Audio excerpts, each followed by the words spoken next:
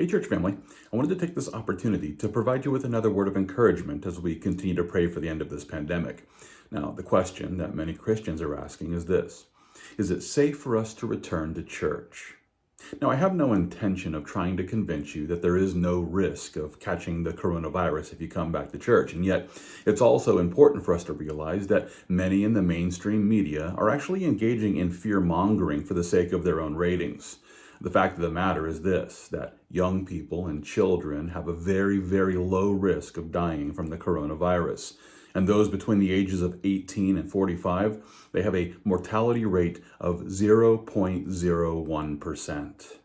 The people who are at the highest risk, they're the elderly and those who are immune compromised. Therefore, those who belong to these categories, they ought to continue sheltering in place as we continue to wait for an effective cure for the coronavirus.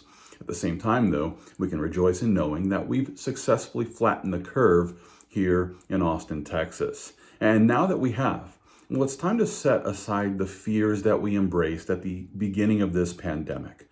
For the time being, I do believe we would do well to wear masks and wash our hands as we move forward in faith. But listen, if you're waiting for the day when there is absolutely no risk, I can assure you that day will never come.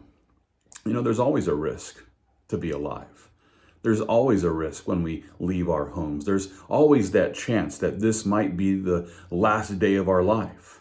But rather than living in fear of this, I encourage you, let's walk by faith with the one who's still seated upon the throne.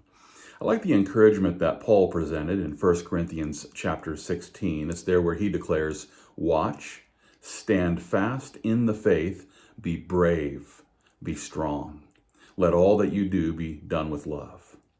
Christian, listen, we haven't been called to walk in fear. We've been called to become brave believers who are standing fast in the faith.